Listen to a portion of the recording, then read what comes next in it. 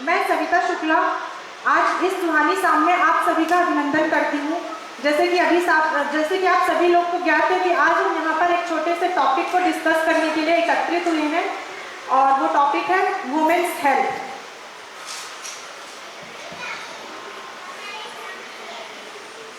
तो क्या कोई आप में से कोई बता सकता है कि वुमेन्स हेल्थ से, महिला स्वास्थ्य से आप क्या समझते हैं?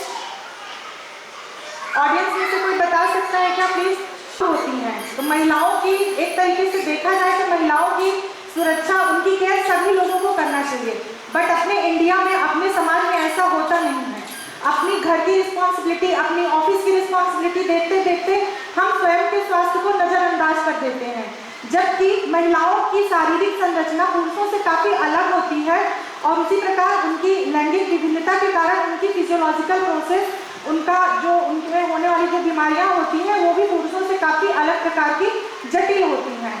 तो आज हम उन्हीं लैंगिक विभिन्नता के आधार पर महिलाओं में पाई जाने वाली कुछ कॉमन जो बीमारियां हैं, जो स्पेशली महिलाओं में पाई जाती हैं, उनके बारे में एक छोटा सा डिस्कशन करेंगे।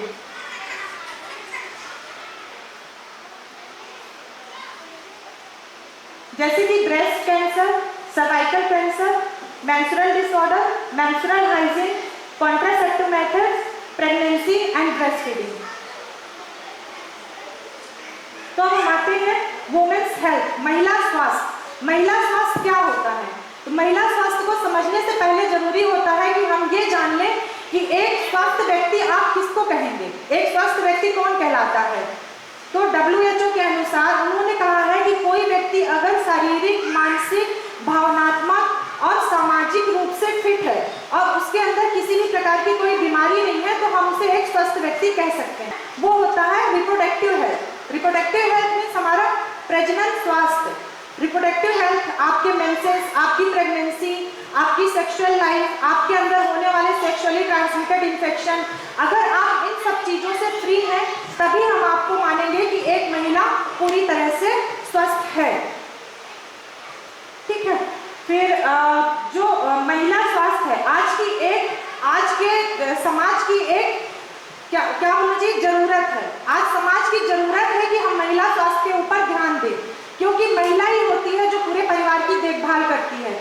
अगर एक महिला ही स्वस्थ नहीं रहेगी तो परिवार की देखभाल कैसे होगी?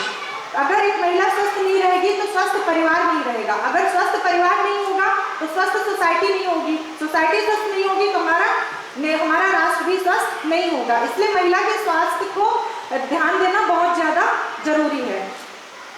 तब हम आते हैं ब्रेस्ट कैंसर पे। तो ब्रेस्ट कैंसर की ओर बढ़ने से पहले हम ये जान लें कि कैंसर क्या होता है, कैंसर किसे कहते हैं। तो हमारा शरीर जो है छोटी छोटी कोशिकाओं से मिलकर बना होता है। उनके बनने और डिस्ट्रॉय होने की, कोशिकाएं का एक निश्चित टाइम पीरियड होता है जिसमें वो बनती हैं और स्वतः ही नष्ट हो जाती हैं। तो ये जो डिस्ट्रॉय होने की प्रोसेस है, फिजियोलॉजिकल प्रोसेस है, लाइफ लॉन्ग अपने आप होती रहती है। इसमें किसी को कुछ करने की जरूरत नहीं होती। लेकिन जब बॉडी के किसी भी भाग में कैंसर बनता है तो ये कोशिकाओं के बनने की और डिस्ट्रॉय होने की जो प्रोसेस है वो गड़बड़ हो जाती है। कोशिकाएं बनती तो हैं पर जो डिस्ट्रॉय होने की प्रक्रिया है वो स्टॉप हो जाती है, डिस्ट्रक्शन नहीं होता है। तो इस प्रकार से कैंसर एक असामान्य, अनियंत्रित, लगातार होने वाली किसी भी शरीर के पार्ट की वृद्धि होती है। आपके शरीर के किसी भी भाग में अगर कोशिकाओं की असामान्य, लगातार, अनियंत्रित तरीके से वृद्धि हो रही है तो उसे हम कैंसर कहते हैं। तो ठीक उसी प्रकार से ब्रेस्ट कैंसर, अगर ब्रेस्ट टिश्यू की अनियंत्रित, असामान्य तरीके से ग्रोथ हो रही है तो हम उसे ब्रेस्ट कैंसर, स्तन कैंसर कहेंगे। स्तन कैंसर अपने इंडिया में पाए जाने वाला, महिलाओं में पाया जाने वाला सबसे सेकंड मोस्ट कॉमन कैंसर होता है और महिलाओं की मृत्यु का सबसे सेकंड मोस्ट कॉमन कॉज भी होता है। सबसे ज्यादा डेथ ब्रेस्ट कैंसर के कारण ही होती है। तो ब्रेस्ट कैंसर को समझने से पहले जरूरी है कि हम ब्रेस्ट की संरचना को समझ लें, कहां से कहां तक का पार्ट ब्रेस्ट कहलाता है। तो ब्रेस्ट, ये कॉलर बोन, ब्यूटी बोन जिसको बेसिकली आप लोग कहते हैं, मेरी तो नहीं दिख रही है, पर ये जो ब्यूटी बोन से लेकर के 6th रिब तक का जो पार्ट होता है, ये ब्यूटी बोन से लेकर के जो पसलियां होती है ना, तो अंतिम पसली तक का जो पार्ट होता है, यहाँ से यहाँ तक का, इसको पूरा हम ब्रेस्ट कहते हैं।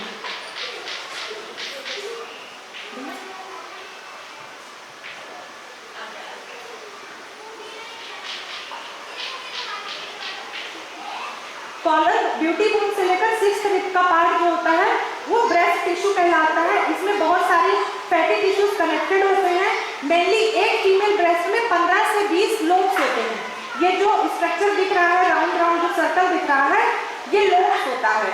इसकी संख्या डिफरेंट, हर महिला अलग होती है, हर किसी का शरीर अलग होता है, तो इनकी संख्या 15 से 20 होती है। ये लोब्स की संख्या 15 से 20 होती है और हर लोब्स के अंदर छोटे छोटे लोब्यूल्स होते हैं। ये छोटे छोटे स्ट्रक्चर दिख रहे हैं, ये लोब्यूल्स है। इन्हीं लोब्यूल्स में मिल्क का प्रोडक्शन होता है। आफ्टर बेबी बर्थ के बाद जो मिल्क का प्रोडक्शन होता है ना, वो लोब्यूल्स में होता है। ये समझना क्यों जरूरी है, क्योंकि जब कैंसर होता है तो जनरली तो हम बोल देते हैं कि ब्रेस्ट कैंसर है, लेकिन मेडिकल टर्म में वो पर्टिकुलर पार्ट में कैंसर होता है। तो जनरली 2 जगह पे कैंसर होता है। जो लोब्यूल्स है, यहाँ पे कैंसर होगा तो हम इसको लोबुलर कार्सिनोमा कहेंगे, और लोब्यूल्स में जो छोटी छोटी डक्ट्स होती, छोटी छोटी नलियाँ मिलकर के यहाँ सेंटर में कलेक्ट होती हैं और निप्पल बनाती हैं। इसी निप्पल के द्वारा मिल्क बाहर सीक्रेट होता है। ये जो अगर डक्ट में कैंसर होता है तो इसे हम डक्टल कार्सिनोमा कहते हैं। ठीक है, तो ये सिंपल तरीके से आप समझ सकते हैं। जैसे एक अंगूर का गुच्छा है, अंगूर का गुच्छा आपका लोब हो गया, तो एक ब्रेस्ट में 15 से 20 लोब्स होते हैं, लोब के अंदर एक अंगूर का सिंगल पीस लोब्यूल्स हो गया, और उसमें जो डंठल होते हैं वो समझ लीजिए कि डक्ट है। तो कैंसर किस में होगा, सिंगल अंगूर के पीस में होगा या तो उसके डंठल में होगा, डक्ट में होगा। यही 2 पार्ट होते हैं जिनमें कैंसर होता है। अब बाकी का जो टिश्यू होता है वो फैट से कवर रहता है। जनरली जरूरी नहीं है कि ब्रेस्ट में कैंसर ही हो, एक फाइब्रो एडिनोमा भी होता है जो फैट की गठान होती है। जनरली अर्ली एज में 20 to 25 ईयर्स तक जनरली कैंसर नहीं होता है, फाइब्रो एडिनोमा होता है, जिसको जांच के द्वारा पता लगाया जा सकता है कि कैंसर की गांठ है या नॉन कैंसरस की गांठ है। फिर ये जो ग्रीन कलर के स्ट्रक्चर आप देख रहे हैं, ये लिम्फेटिक सिस्टम, हमारा प्रतिरक्षा तंत्र होता है। ये जो ग्रीन डक्ट दिख रही है, ये इसको लिम्फ वेसल्स कहते हैं। इसमें क्लियर एक लिक्विड भरा हुआ रहता है जिसे लिम्फ कहा जाता है, और जो कैप्सूल जैसी संरचना है इसको लिम्फ नोड कहते हैं। तो ये हमारे बॉडी में पूरा हेड टू टो पूरा डिस्ट्रीब्यूटेड रहता है, और ये हमारे शरीर को सुरक्षात्मक आवरण प्रदान करता है।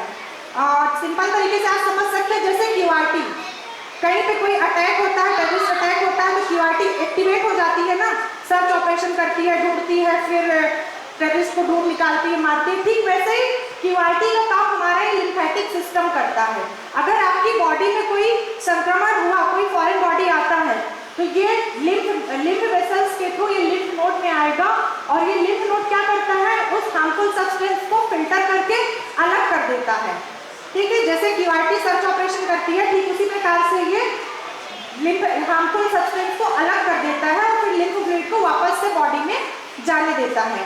और जैसे हुटर बचता है, ठीक उसी प्रकार से अगर आपके बॉडी पार्ट में कहीं पे कोई बीमारी आती है, तो ये लिम्फेटिक सिस्टम हुटर का काम करता है।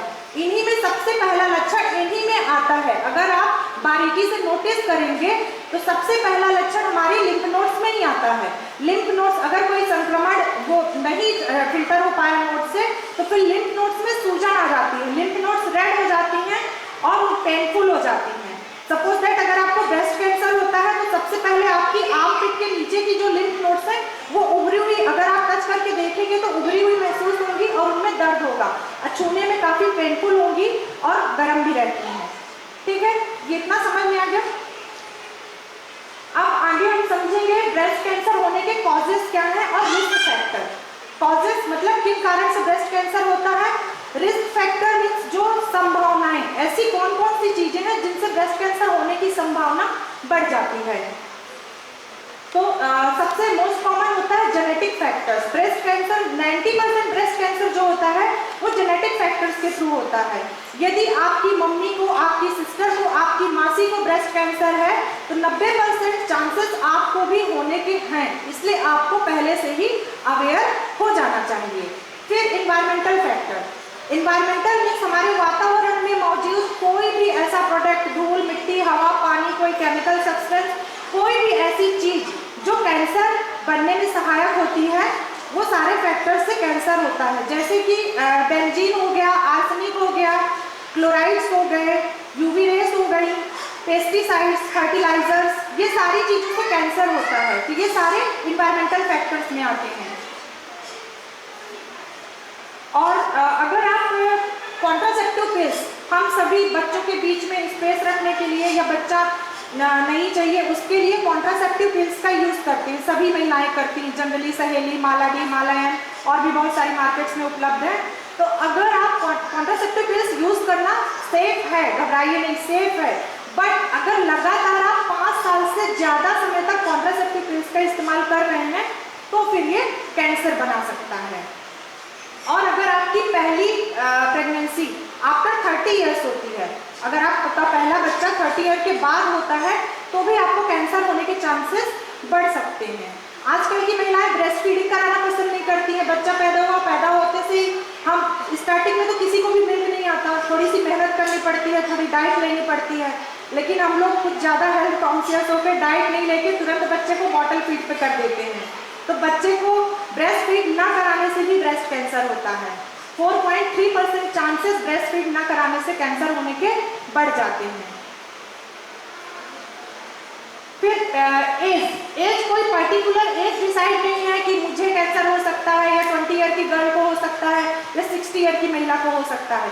कैंसर प्यूबर्टी होने के बाद किसी भी एज ग्रुप की महिलाओं को हो सकता है, किसी भी सब एज ग्रुप की महिलाओं को, कोई भी 20 ईयर से लेकर 65 ईयर्स तक की महिलाओं को किसी को भी ब्रेस्ट कैंसर हो सकता है। मेंस्ट्रुअल हिस्ट्री, अगर मेंसेस स्टार्ट होने की औसत एज होती है 12.5 ईयर, 12.5 साल में जनरली मेंसेस स्टार्ट हो जाते हैं। आजकल थोड़ा हार्मोनल चेंजेस के कारण, डाइट के कारण मेंसेस थोड़ा अर्ली भी स्टार्ट हो जाते हैं, 8 साल 9 साल 10 साल की लड़कियों को भी मेंसेस आ जाते हैं। अगर किसी का मेंसेस 12.5 साल की उम्र से पहले आ गया है तो उनको भी ब्रेस्ट कैंसर होने के चांसेस हैं। और वैसे मेंसेस आने की जो औसत एज होती है, जो नॉर्मल एज होती है, 12.5 साल से 16 साल तक हम नॉर्मल मानते हैं। अगर इस बीच में मेंसेस आता है तो नॉर्मल माना जाता है, पर अगर इसके पहले आ गया तो वो रिस्क फैक्टर है, कैंसर होने के चांसेस बढ़ जाते हैं। फिर मीनोपॉज क्या होता है? महिलाओं को जो मासिक जो पीरियड आता है, ये जब बंद हो जाता है उसे हम कहते हैं मीनोपॉज। तो मीनोपॉज होने की उम्र होती है 45 साल से 51 साल, लेकिन अगर 51 साल के बाद भी किसी को मेंसेस स्टार्ट रहता है तो फिर उन महिलाओं को, लेट मीनोपॉज वाली महिलाओं को ब्रेस्ट कैंसर होने के चांसेस बढ़ जाते हैं। ओबेसिटी मोटापा जिन महिलाओं में होता है तो फैट होने के कारण एस्ट्रोजन हार्मोन ज़्यादा सिक्रेट होता है, उससे भी कैंसर होने के चांसेस ज़्यादा होते हैं। अब ये तो हो गए संभावनाएं, किन किन चीज़ों से कैंसर हो सकता है। अगर किसी को कैंसर हो गया तो उसमें क्या सिम्टम्स दिखेंगे आपको, क्या लक्षण दिखेंगे? तो सबसे पहले अगर आप देखेंगे तो ब्रेस्ट की जो आपकी स्किन है वो थोड़ी सी आपको मोटी महसूस होगी। नॉर्मल सॉफ्ट महसूस होता है तो थोड़ी सी मोटी महसूस होगी। ब्रेस्ट में गठान दिख सकती है, ब्रेस्ट में डिंपल्स दिख सकते हैं आपको, ब्रेस्ट में डिंपल्स दिख सकते हैं, ब्रेस्ट का साइज चेंज हो सकता है। दोनों ब्रेस्ट को अगर आप कंपेयर करेंगे तो जिस ब्रेस्ट में कैंसर होगा उस ब्रेस्ट का साइज जनरली धंसा हुआ रहेगा, निप्पल्स भी अंदर धंस सकता है, या किसी विशेष प्रकार का डिस्चार्ज हो सकता है। डिस्चार्ज या तो पानी के जैसा डिस्चार्ज हो सकता है, या तो मिल्की हो सकता है, या तो पस के जैसे हो सकता है, या तो ब्लड मिक्स्ड डिस्चार्ज भी हो सकता है। तो ये सारे लक्षण होते हैं ब्रेस्ट कैंसर के। अगर ऐसा भी कोई लक्षण आपको दिखता है तो तुरंत हमको ऑन्कोलॉजिस्ट या गायनेकोलॉजिस्ट को संपर्क करना चाहिए। फिर prevention and regular screening. Prevention क्या होता है? रोकथाम। बीमारी होने से पहले हम ऐसा क्या करें जिससे कि हमें ब्रेस्ट कैंसर ना हो। तो बीमारी होने से पहले क्या करेंगे? जितने भी रिस्क फैक्टर हैं आपके, उनको दूर करना, उनसे दूर रहना है। अल्कोहल, स्मोकिंग से दूर रहना है, अपना हेल्दी वेट मेंटेन करके रखना है, एक्सरसाइज करना है, बच्चे को ब्रेस्ट फीड कराना है। अगर आप एक बच्चा होता है आपको, उसको आप 1 साल तक ब्रेस्ट फीड कराती हैं तो आपका 4.3% चांसेस कैंसर होने के कम हो जाते हैं। फिर अगर आप दूसरा बच्चा करती हैं, उसको अगेन 1 ईयर तक ब्रेस्ट फीड कराती हैं तो फिर से 4.3% चांसेस ब्रेस्ट कैंसर होने के कम हो जाते हैं। तो टोटल आपका 8.6% चांसेस ब्रेस्ट कैंसर होने का फीडिंग कराने से कम हो जाएगा। जो कॉन्ट्रासेप्टिव मेथड्स आप यूज करते हो तो उनको बेसिकली 3 ईयर्स से ज़्यादा लगातार यूज नहीं करना चाहिए। ब्रेक दे के आप यूज कर सकती हैं, लेकिन लगातार 3 ईयर्स से ज़्यादा यूज नहीं करना है। अगर जो बैलेंस डाइट, जैसे जो हम खाना खाते हैं उसमें कार्बोहाइड्रेट्स, प्रोटीन्स, डाइट्री सभी प्रकार की चीज़ें होनी चाहिए। ज़्यादा से ज़्यादा उसमें सीजनल फ्रूट्स और सीजनल वेजिटेबल्स का यूज़ करना है, क्योंकि आजकल इतना फर्टिलाइजर्स का यूज़ करते हैं कि कोई भी चीज़ बिना फर्टिलाइजर्स के नहीं उगाते हैं। इसलिए जो सीज़न में उग रहा है वही खाइए, फ्रोज़न फूड मत खाइए। जो फ्रोज़न सब्जियां हैं, फ्रोज़न फूड्स हैं, उनको मत खाइए। जितने भी खट्टे फल हैं जैसे ऑरेंज हो गया, पाइनएप्पल हो गया, नाशपाती हो गया, इनमें कैंसर सेल को डिस्ट्रॉय करने का ताकत होता है, इसलिए इनका सेवन करना चाहिए। और सब्जियों में ब्रोकली, पत्ता गोभी और फूल गोभी, ये भी कैंसर सेल को डिस्ट्रॉय करते हैं। फिर हम आते हैं स्क्रीनिंग पे। स्क्रीनिंग में क्या, स्क्रीनिंग का मतलब होता है कि ब्रेस्ट कैंसर का पता लगाने के लिए क्या क्या हम कर सकते हैं। अभी हुआ नहीं है, बस पता लगाने की प्रक्रिया है। होने से पहले जो हम प्रोसेस करते हैं, जो टेस्ट करवाते हैं, उनको स्क्रीनिंग कहते हैं। तो सबसे पहले तो हम एक सिंपल सा तरीका होता है, घर में खुद से ब्रेस्ट सेल्फ एग्जामिनेशन करते हैं। तो ब्रेस्ट सेल्फ एग्जामिनेशन आप खुद से ही कर सकते हो, अभी मैं आगे बताऊंगी आपको। दूसरा होता है क्लिनिकल एग्जामिनेशन। अगर आपके घर में कोई रिस्क फैक्टर है, अगर आप रिस्क फैक्टर की कैटेगरी में हैं, तो आपको 1 ईयर में एक बार एक्सपर्ट से, डॉक्टर से ब्रेस्ट एग्जामिनेशन करवाना चाहिए। और अगर आपके जेनेटिक हिस्ट्री है, आपके घर में किसी को है, तो हमें मैमोग्राम हर 5 साल में एक बार मैमोग्राम कराना चाहिए। मैमोग्राम क्या होता है? एक्सरे सभी जानते हैं, एक्सरे किया जाता है ना, फिल्म होती है, चेस्ट एक्सरे सभी का हुआ होगा। उसी प्रकार से ब्रेस्ट का एक्सरे कराया जाता है। तो ब्रेस्ट के एक्सरे को हम मैमोग्राम कहते हैं। जिस प्रकार से सोनोग्राफी होती है, सभी सोनोग्राफी जानते होंगे, उसी प्रकार से ब्रेस्ट की भी सोनोग्राफी होती है, उसको मैमोसोनोग्राफी बोलते हैं। ब्रेस्ट की सोनोग्राफी हमें पहले शुरू के 30 साल से 40 साल की उम्र में आप 3 साल में कराइए। आफ्टर 40 ईयर हर साल हमें कराना जरूरी हो जाता है, अगर हम रिस्क फैक्टर की कैटेगरी में हैं तो। फिर मैं आपको बताऊंगी breast self examination. Breast self examination हम क्यों करते हैं? अगर ब्रेस्ट सेल्फ एग्जामिनेशन करेंगी तो आप अपनी ब्रेस्ट की संरचना से फैमिलियर रहेंगी, उसके बारे में आपको पता रहेगा कि हमारे ब्रेस्ट का नॉर्मल स्ट्रक्चर कैसा है। अगर उसमें कैंसर होता है या किसी प्रकार की कोई बीमारी आती है तो आप उसको आसानी से डिटेक्ट कर सकती हैं। तो breast self examination basically 2 steps होते हैं। पहला इंस्पेक्शन, आंखों से देख करके हम पता लगाते हैं, और दूसरा होता है पैल्पेशन। पैल्पेशन में हम छूकर पता लगाते हैं। इंस्पेक्शन में 4 स्टेप होता है। पहले आपको मिरर के सामने खड़े हो जाना है, मिरर के सामने खड़े होकर एक्सपोज करना है अपने आप को। फिर हाथों को सीधा रख करके देखना है दोनों ब्रेस्ट के साइज में कोई चेंजेस तो नहीं है, किसी प्रकार का डिसकलरेशन तो नहीं है, रैसेस तो नहीं है, रेड तो नहीं है, स्किन तो नहीं निकल रही, या तो फिर डिम्पलिंग तो नहीं है, ब्रेस्ट अंदर की ओर धंस तो नहीं रहा है, या किसी प्रकार का डिस्चार्ज आ रहा है। पहले हम हाथों को सीधा करके ऐसे खड़े हो जाएंगे और देखेंगे। सेकेंड स्टेप में हमको अपने हाथों को ऐसे सिर के ऊपर रखना है और फिर सेम यही चीज़ें ब्रेस्ट, दोनों ब्रेस्ट को कंपैरिजन करना है और देखना है कि किसी प्रकार की कोई एबनॉर्मलिटी तो नहीं है। थर्ड स्टेप में हम अपने हाथों को कमर पर रखते हैं और फिर देखते हैं कि हमारे ब्रेस्ट में कोई चेंजेस या गांठ या फिर स्किन कलर चेंज या डिम्पल तो नहीं दिख रहा है। फोर्थ स्टेप में हम करते हैं सामने थोड़ा सा ऐसे फॉरवर्ड हो जाना, झुक जाना है और फिर देखना है कि ब्रेस्ट के साइज में कोई चेंज है या कुछ कलर में चेंज है या कुछ सिक्रेशन आ रहा है। तो ये हो गया देख कर पता लगाने की विधि। फिर दूसरा स्टेप आता है छूकर। छूकर कैसे पता लगाते हैं? हमको ऐसे नहीं छूना है ब्रेस्ट को, ठीक है? अगर ऐसे छूएंगे तो टिश्यू हाथ में आ जाएगा और आप कंफ्यूज हो जाएंगे। तो ऐसे नहीं छूना है और ना ही ऐसे पूरे हाथ से छूना है, ठीक है? सही छूने की टेक्निक क्या है? ये 3 फिंगर्स, ये 3 उंगलियां ऐसे आपस में जोड़ करके, और टिप से भी नहीं छूना है, ऐसे टिप से भी नहीं छूएंगे, नहीं तो सही फाइंडिंग्स नहीं आएंगी।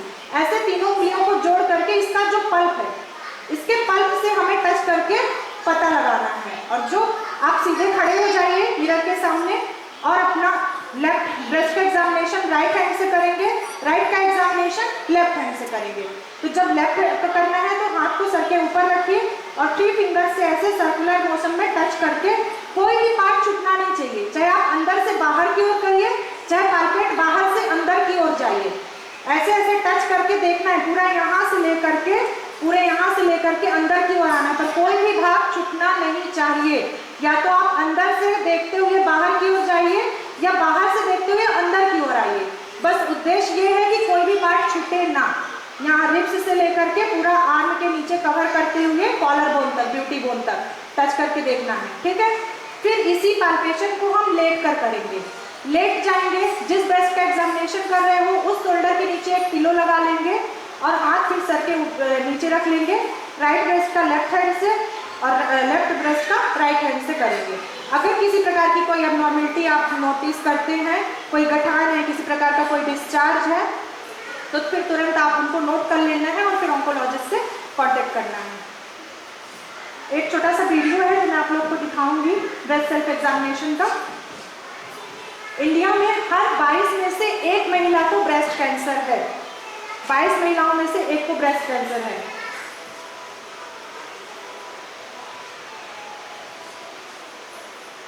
लेकिन अर्ली डिटेक्शन के थ्रू आप कैंसर को हरा सकते हो। कैंसर इलाज नहीं है, बस टाइम से पता लग जाना चाहिए। तो स्टेप फर्स्ट, मिरर के सामने खड़े हो जाइए और अपने ब्रेस्ट को चेक करना है। ये देखिए, ये क्या चेक कर रहे हैं, ब्रेस्ट अंदर की ओर धंसा हुआ तो नहीं है,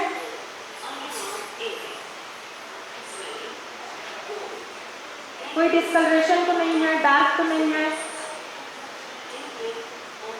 कोई स्किन में रैशेस या डिम्पलिंग तो नहीं है,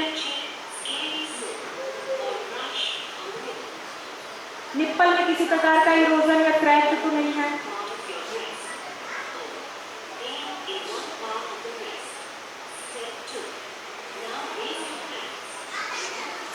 स्टेप 2 में हाथों को ऊपर करके सेम वही चीज देखेंगे।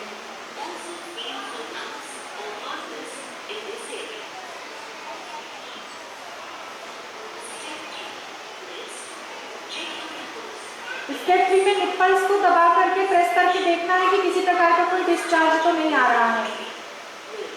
अगर आप लैक्टेटिंग मदर है, बच्चे को फीड करा रही हैं, तो ये नॉर्मल है।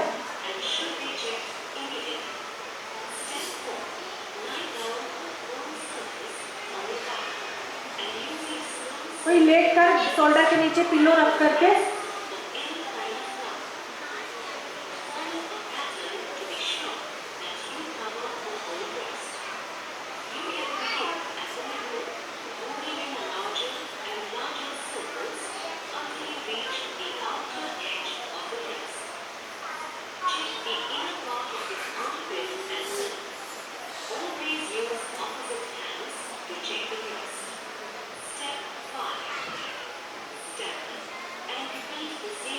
जो पैल्पेशन है वही लेट कर करना, वही खड़े होकर के करना है। सेम प्रोसीजर, टच करके देखना है।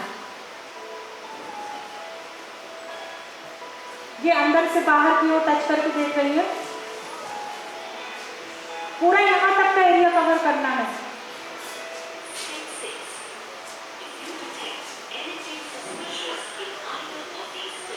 अगर कुछ भी अबनॉर्मलिटी डिटेक्ट होती है तो पैनिक नहीं होना है, उनको नोट करिए और गायनेकोलॉजिस्ट से कांटेक्ट करिए। अर्ली डिटेक्शन में बहुत जल्द रिकवरी बहुत फास्ट होती है।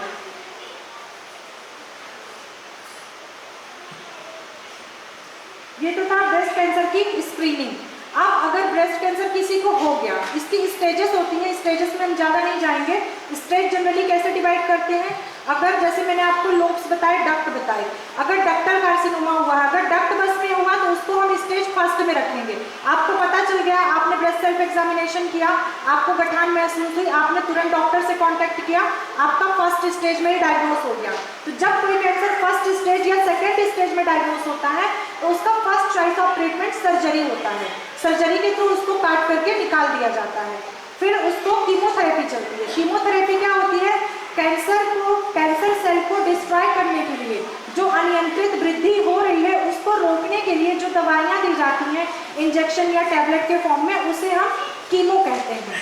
ठीक है, तो कीमो का कोई पर्टिकुलर टाइम नहीं होता, पर्टिकुलर डोज नहीं होता कि इतने डोज देने के बाद ठीक हो जाएगा। हर किसी की बॉडी अलग होती है, हर किसी का रिस्पॉन्स अलग होता है। तो ये डॉक्टर जब देते हैं उसके बाद ही डिसाइड होता है कि आपकी बॉडी के ऊपर कितना असर हो रहा है। एक दो राउंड जब दे दी जाती है उसके बाद पता चलता है कि आपकी बॉडी कैसा प्रभाव दिखा रही है। फिर होता है third choice of treatment, radiation होता है। रेडिएशन में हम अगर सर्जरी नहीं कर सकते, कीमो नहीं कर सकते हैं तो रेडिएशन देते हैं। रेडिएशन मीन्स सिकाई, कुछ एक्स्ट्रा पावर की किरणों से उस पर्टिकुलर एरिया में उन किरणों को इंसर्ट किया जाता है, जिससे कि जो सेल ग्रोथ होती है वो कम हो जाती है और कैंसर से होने वाला जो दर्द होता है वो भी कम होता है। लेकिन कीमो और रेडिएशन दोनों के कुछ साइड इफेक्ट होते हैं। उन साइड इफेक्ट को मैनेज करने के लिए भी सपोर्टिव ट्रीटमेंट दिया जाता है। कैंसर पेशेंट को थोड़ा साइकोलॉजिकल सपोर्ट, इमोशनल सपोर्ट की भी ज़रूरत होती है और उसकी डाइट का भी स्पेशल ध्यान रखना पड़ता है, क्योंकि अगर कीमोथेरेपी या रेडिएशन थेरेपी चलती है तो पेशेंट का हीमोग्लोबिन बहुत जल्दी डाउन होता है, पेशेंट के अंदर बहुत ज़्यादा वीकनेस आती है, दवाइयों के कारण उसको डायरिया होता है, ब्लोटिंग होती है, एब्डोमिनल डिस्कम्फर्ट होता है, कुछ खाने की इच्छा नहीं होती है। ये सारे लक्षण उसको होते हैं तो बहुत ज़्यादा आपको पेशेंट के ऊपर ध्यान देने की, उसको साइकोलॉजिकली सपोर्ट करने की ज़रूरत होती है। इस प्रकार से अगर हम जितना जल्दी कैंसर का डिटेक्शन कर लेंगे, जितना जल्दी स्टेज में उसका पता लगा लेंगे, उतना जल्दी उसका सर्वाइवल रेट उतना ज़्यादा होता है। 80% ब्रेस्ट कैंसर ट्रीटेबल है, केवल 20% केसेस ही ऐसे होते हैं जिसमें हम उनको नहीं ट्रीट कर सकते हैं। अगर 4th स्टेज में डायग्नोस हुआ तो 1st स्टेज में केवल पर्टिकुलर पार्ट में होता है, 2nd स्टेज में थोड़ा आसपास के एरिया में फैलता है, 3rd स्टेज में और अपने आजू बाजू नीचे के एरिया को कवर करता है, 4th स्टेज में अगल बगल के जो भी ऑर्गन्स होते हैं उनको भी कवर कर लेता है, तो हम उसको 4th स्टेज कहते हैं। अगर ब्रेस्ट कैंसर में किसी के मन में कोई भी क्वेश्चन है तो आप पूछ सकते हैं, किसी को मन में कोई भी क्वेश्चन आ रहा हो, कोई डाउट आ रहा हो तो आप पूछ सकते हैं। आगे बढ़े। अब हम आते हैं सर्वाइकल कैंसर में। सर्वाइकल मीन्स बच्चेदानी की मुंह का कैंसर, सुना होगा आप लोगों ने, बच्चेदानी के मुंह का कैंसर हो गया। तो पहले बच्चेदानी की संरचना समझ लो। बच्चेदानी, ये हमारी बच्चेदानी है। बच्चेदानी में मेन पार्ट, बच्चेदानी का मेन पार्ट ये होता है लाइनिंग ऑफ यूट्रस, इसको बॉडी ऑफ यूट्रस कहते हैं। यहीं पे जो मेंसेस होते हैं ना, तो मेंसेस की जो एंडोमेट्रियम लेयर होती है, लाइनिंग होती है, यही लाइनिंग बनती है, यही लाइनिंग हर महीने बनती है और बॉडी को प्रेगनेंसी के लिए प्रिपेयर करती है। अगर प्रेगनेंसी हुई तो ठीक, प्रेगनेंसी नहीं हुई तो ये लाइनिंग जो होती है ये सिकुड़ करके नेक्रोस होके हार्मोनल चेंजेस के कारण वेजाइना के थ्रू ब्लड के रूप में बाहर आ जाता है।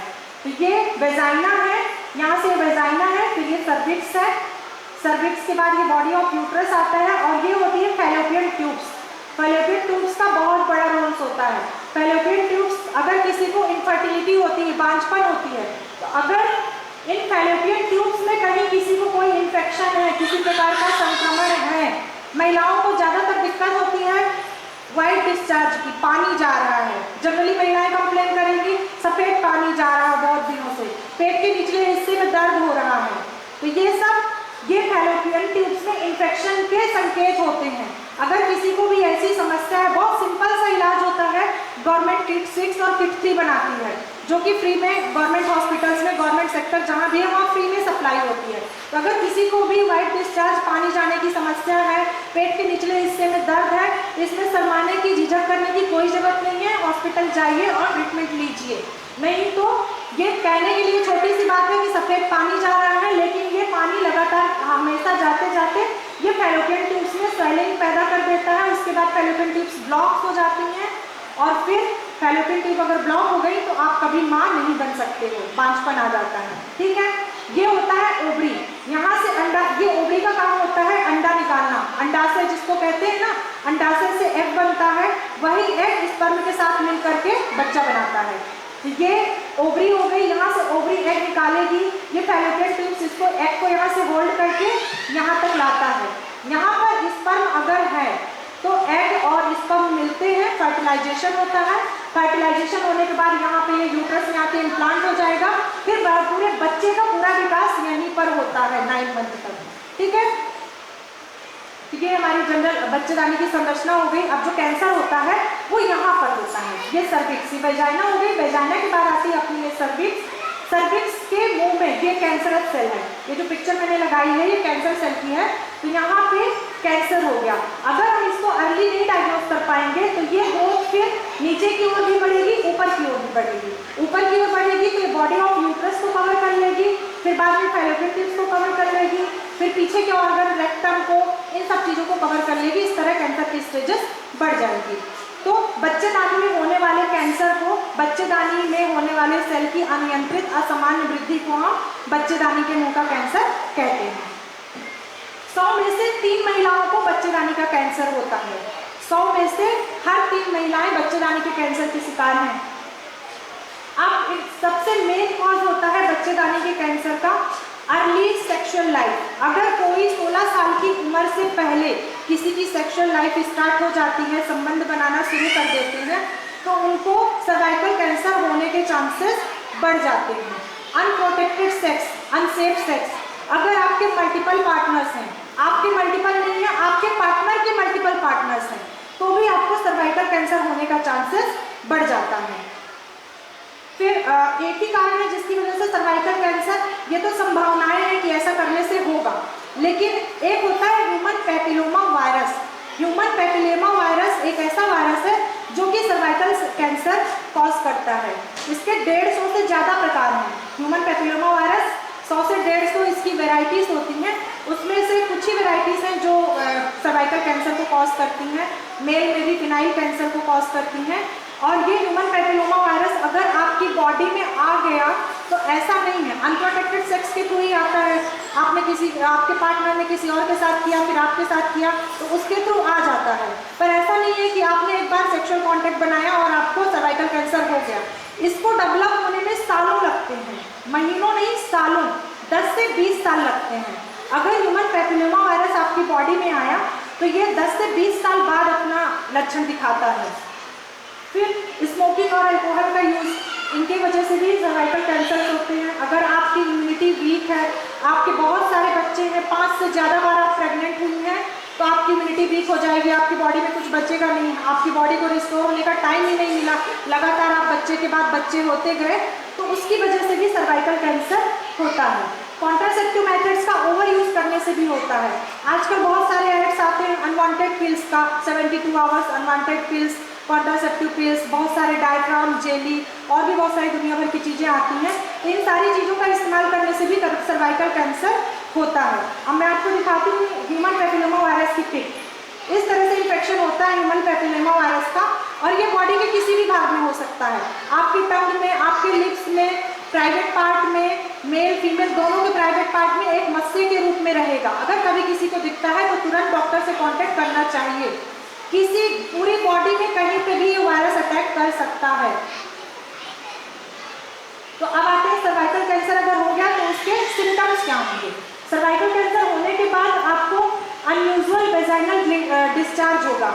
जैसे जो डिस्चार्ज होगा बहुत ही ज़्यादा स्मेली होगा, बहुत ज़्यादा स्मेल आएगी उससे। मेनोपॉज अगर आपका हो चुका है, आपके पीरियड्स बंद हो चुके हैं, तब भी आपको उसके बाद बीच बीच में स्पॉटिंग होती रहेगी, मेंसेस नहीं आएगा, 2-4 दिन एक बार आया, फिर 2-4 दिन बाद फिर 2-4 दिन आया। वेट लॉस, आपको बहुत ज़्यादा वेट लॉस होगा। वैसे किसी भी कैंसर का सिम्टम होता है weight loss, unexplained weight loss, बहुत ज़्यादा वेट लॉस होगा, क्योंकि कैंसर में आपकी खाने की इच्छा नहीं होती है, पेट भरा भरा सा लगेगा, नौसिया सा लगता है, तो आप कुछ खा नहीं पाते हैं, कुछ ना खाने की वजह से आपका वेट लॉस होगा।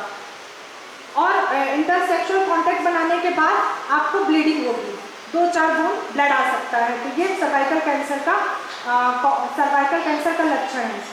और एबनॉर्मल वेजाइनल ब्लीडिंग, आपके मेंसेस खत्म हो चुके हैं, उसके बाद भी 2-3 दिन बाद में आपको थोड़ी सी ब्लीडिंग हुई, फिर स्टॉप हो गई, फिर 2-4 दिन में थोड़ी सी ब्लीडिंग हुई, तो ये सर्वाइकल कैंसर के लक्षण है।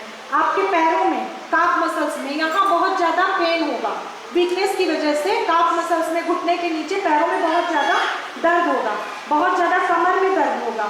और जब आप यूरिन टॉयलेट करने जाएंगे तो उसमें भी प्रॉब्लम होगी, स्टूल पास करने में भी प्रॉब्लम होगी, पेट में पूरे टाइम डिस्कम्फर्ट, ब्लॉटिंग होती रहेगी, लूज मोशंस हो सकते हैं।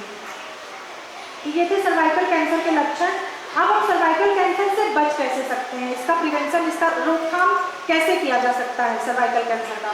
तो सबसे पहले तो होता है सर्वाइकल कैंसर की रोकथाम करने के लिए स्क्रीनिंग। स्क्रीनिंग में आपको क्या करना है, महिलाओं में अवेयरनेस पैदा करनी है। जनरली अगर आप किसी को बोल दोगे कि आपको HPV का वैक्सीन लगवाना है, पैप टेस्ट कराना है और HPV वायरस का टेस्ट कराना है, कोई महिला कराएगी? कोई तैयार नहीं होगा। तो पहले आपको महिलाओं को, आपके आसपास जो भी, जिनको भी जानकारी है, जनरली क्या होती है, महिलाएं अपने ही स्वास्थ्य के बारे में बात करने में हम क्या करते हैं, शर्माते हैं। हम एक दूसरे से सारी बातें शेयर कर लेंगे, लेकिन अपनी प्राइवेट चीज़ों को, अपनी प्राइवेट पार्ट से रिलेटेड, अपनी रिप्रोडक्टिव हेल्थ से रिलेटेड कोई भी बात हम एक दूसरे से खुलकर नहीं करते हैं।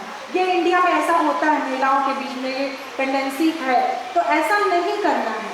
अवेयरनेस पैदा करनी है। आपको जो चीज़ें पता है आप अपनी मम्मी को बताइए, अपनी चाची को बताइए, अपने बच्चों को बताइए। आपकी बच्चियां हैं 12 जिनको मेंसेस स्टार्ट हो चुके हैं उनको बताइए, अपने आस पड़ोस में बताइए। जो आपको जानकारी है तो आप खुलकर बातें करिए। हो सकता है उनको कुछ और चीज़ पता हो, उसकी जानकारी वो आपको दें। तो इस प्रकार से अवेयरनेस क्रिएट करना है, उसकी कैंसर के बारे में पूरी जानकारी देनी है। तो जब आप पूरी जानकारी दे देंगे उसके बाद हम उनको बताएंगे स्क्रीनिंग के बारे में कि अगर सर्वाइकल कैंसर ऐसा ऐसा होता है, बहुत ज़्यादा फैलता है, इसके बचाव के लिए हमें वैक्सीन लगवाना है। वैक्सीन लगवाने का राइट टाइम जो है 11 to 13 ईयर होता है। गर्ल्स और बॉयज़ दोनों को लगनी चाहिए। अभी इंडिया में इम्यूनाइजेशन शेड्यूल में गवर्नमेंट अभी शामिल करने वाला है, अभी आया नहीं है फ्री ऑफ कॉस्ट, अभी आप मार्केट से लगवा सकते हो। मे बी मैम बता रही थी कि MH में अवेलेबल है, बट बाकी और सेक्टर्स में अवेलेबल नहीं है। MH में है तो आप लोग लगवा सकते हैं। इंडिया के बाहर केवल बच्चों को लगाया जाता है। हमारे यहाँ 45 ईयर्स तक की महिलाओं को इंडिया में HPV वैक्सीन लग सकता है। इसके 2 डोज लगते हैं। एक डोज जैसे आपने अभी लगवाया तो दूसरा डोज 6वें महीने में लगेगा। तो ये जिंदगी भर के लिए आपका इससे बचाव हो जाएगा, ना केवल सर्वाइकल कैंसर से बल्कि ओरल कैंसर, मेल में पेनाइल कैंसर, पेनिस में होने वाला कैंसर, उनसे भी बचाव करता है ये। तो HPV वैक्सीनेशन जिन्होंने भी, जिनकी भी बच्चियां हैं 10 साल से ऊपर की, वो अपने बच्चों को जरूर HPV वैक्सीनेशन कराएं और खुद का भी कराएं। मार्केट में इसकी बहुत ज़्यादा कॉस्ट है, 10 से 11 हज़ार का लगता है एक डोज। तो आपको तो यहाँ इतने सौभाग्यशाली हैं आप लोग कि फौजियों के साथ ब्याह ही गई है, तो ये फ्री फैसिलिटी मिल रही है, तो उसका लाभ उठाइए।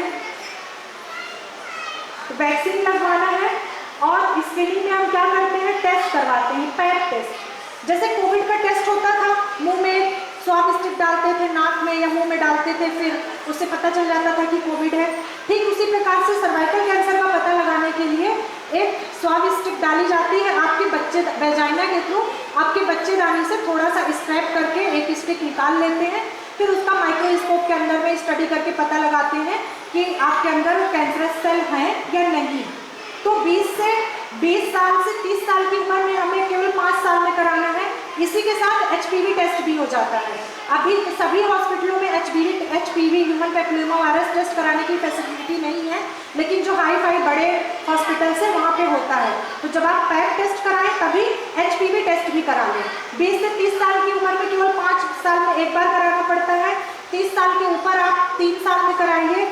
फिर जब आपका मेनोपॉज आ जाता है, जब आपके पीरियड्स बंद हो जाते हैं, तो आपको हर साल कराना है। पैप टेस्ट और HPV टेस्ट आपको हर साल कराने की ज़रूरत है।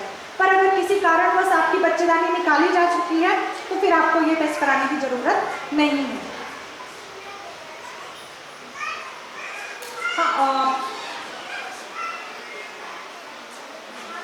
सर्वाइकल कैंसर में किसी को कोई डाउट? ब्रेस्ट कैंसर में मैं एक चीज़ बताना भूल गई थी, ब्रेस्ट सेल्फ एग्जामिनेशन कब करना है ना, ब्रेस्ट सेल्फ एग्जामिनेशन कब करना है। तो जिनको मेंसेस आ रहे हैं मंथली रेगुलर, जिनको मेंसेस आ रहे हैं, तो वो मेंसेस खत्म होने के बाद 5 दिन के अंदर कोई भी एक डिसाइड कर लें। सपोज 10 तारीख को आपका मेंसेस खत्म हुआ तो 15 तारीख के बीच में आप कोई भी एक डेट चुन लीजिए, उस डेट को करना है।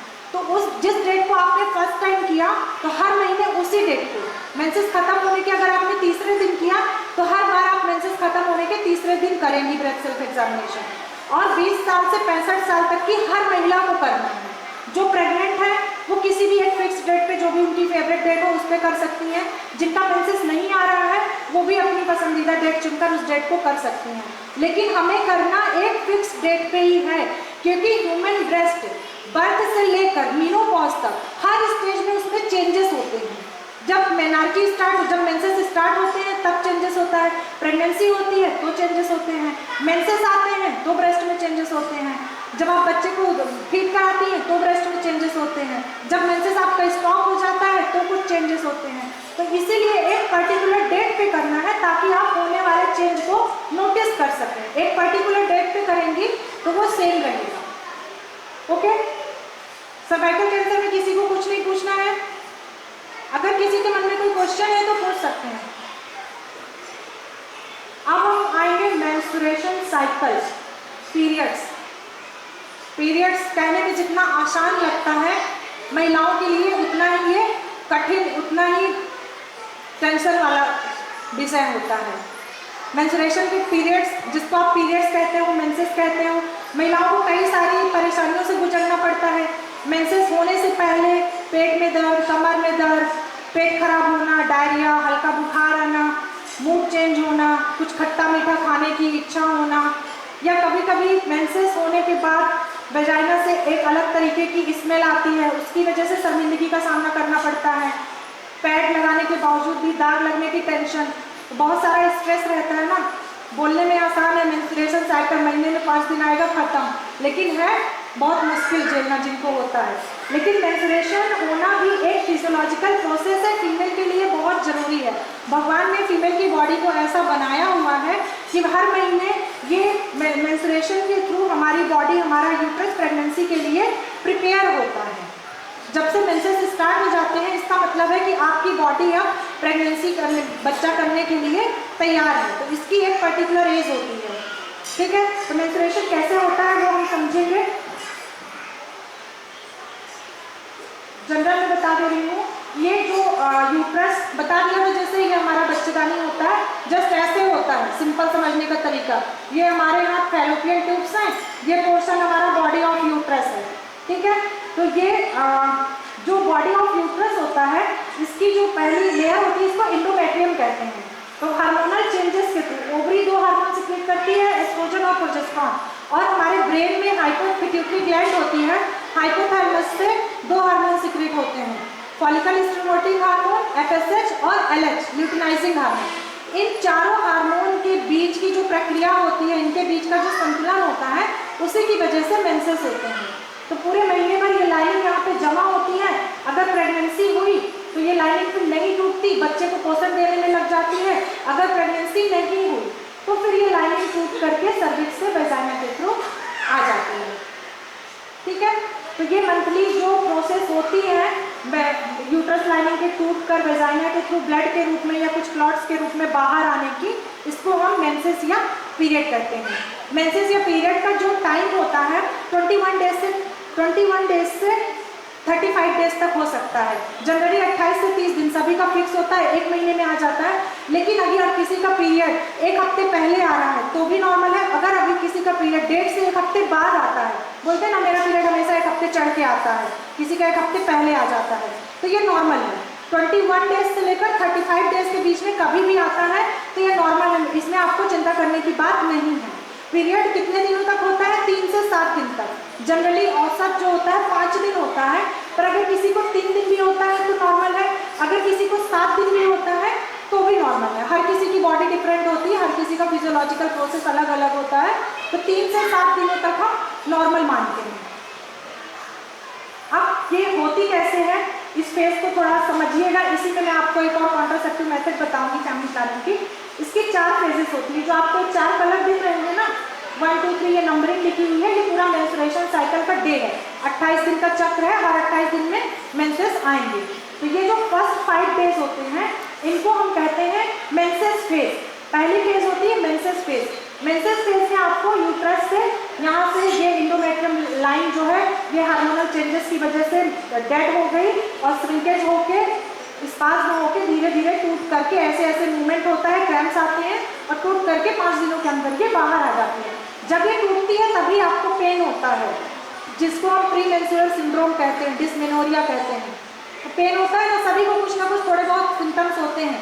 किसी को पिंपल्स आ जाते हैं, किसी को दर्द होता है, किसी को डायरिया होता है, किसी को पेट दर्द होता है, बहुत सारे सबके अलग अलग चेंजेस होते हैं। तो ये 5 दिनों में इंडोमेट्रियम लाइनिंग जो होती है वो झड़ के नीचे आती है, जिसे हम मेंसेस फेज कहते हैं। फिर 6 से 14 डेज तक का जो पीरियड होता है, इसको हम फॉलिकुलर फेज कहते हैं। मेंसेस फेज खत्म हुई, जैसे ही मेंसेस फेज खत्म हुई, ये जो ओवरी है, ओवरी से एक हार्मोन निकलता है एस्ट्रोजन। ये फिर से ये निकल गई, लाइनिंग झड़ गई, अब ये एस्ट्रोजन हार्मोन 6वें दिन से दूसरी लाइनिंग बनाना शुरू कर देता है। ठीक है, आज खत्म हुआ, कल से फिर बननी शुरू हो जाती है। तो इस फॉलिकुलर फेज में ओवरी से एस्ट्रोजन निकला, इंडोमेट्रियम लाइनिंग बनाना शुरू कर दिया, और हमारे ब्रेन से पिट्यूटरी ग्लैंड से निकलता है follicular stimulating hormone FSH hormone. वो FSH हार्मोन क्या करता है, ये जो फॉलिकल्स हैं, अंडे हैं छोटे छोटे, उनको बड़ा करता है, मैच्योर करता है, उनको मैच्योर करने में हेल्प करता है follicular stimulating hormone. 14th day पे पूरी तरह से वो मैच्योर कर देता है, ये कहलाती है फॉलिकुलर फेज। फिर ये 15th डे से 19th डे तक होती है ओव्यूलेशन फेज। इस ओव्यूलेशन फेज में फिर से ब्रेन से प्रोजेस्टेरॉन, ब्रेन से LH हार्मोन सिक्रेट होता है, ल्यूटिनाइजिंग हार्मोन, और वो एग को रिलीज कर देता है। जैसे ही ब्रेन से आपका LH हार्मोन सिक्रेट होगा, आपका जो अंडा है ये बाहर निकल जाएगा ओवरी से। ये जो ओवरी है ना, ये अंडे को बाहर निकाल देगी। अब जब ये अंडा बाहर निकल गया तो ये फैलोपियन ट्यूब्स में यहाँ से निकला, ये फैलोपियन ट्यूब्स में यहाँ पर आके स्पर्म का वेट करता है। या तो स्पर्म यहाँ पे पहले से ही आ चुका होता है या तो फिर इसके आने के बाद आता है। अंडे की लाइफ होती है 24 घंटे, 12 से 24 घंटे। अगर अंडा निकला 12 से 24 घंटे के अंदर स्पर्म मिल गया तो ठीक है, अदरवाइज वो डिस्ट्रॉय हो जाता है सेल्फ ही। और स्पर्म की लाइफ होती है 3 to 5 डेज। अगर आपकी बॉडी में सर्विक्स के थ्रू आपके यूट्रस में स्पर्म आ गया है तो 5 दिनों तक जिंदा रहता है, 3 से 5 दिनों तक। इस बीच में अगर आपका ओव्यूलेशन हुआ, आपका अंडा निकल के आया, स्पर्म से मिला, फर्टिलाइज हुआ, तो फिर यहाँ आके इम्प्लांट हो जाएगा। अगर नहीं मिला तो ओवम अपने आप ही नष्ट हो जाएगा। नष्ट होने के बाद ये चौथी फेज स्टार्ट हो जाती है, ल्यूटिनाइजिंग फेज। ल्यूटिनाइजिंग फेज में फिर से आपका एस्ट्रोजन और प्रोजेस्टेरॉन हार्मोन बढ़ता है और तेजी से ये लाइनिंग मोटी हो जाती है। और फिर सडन 28 डे पे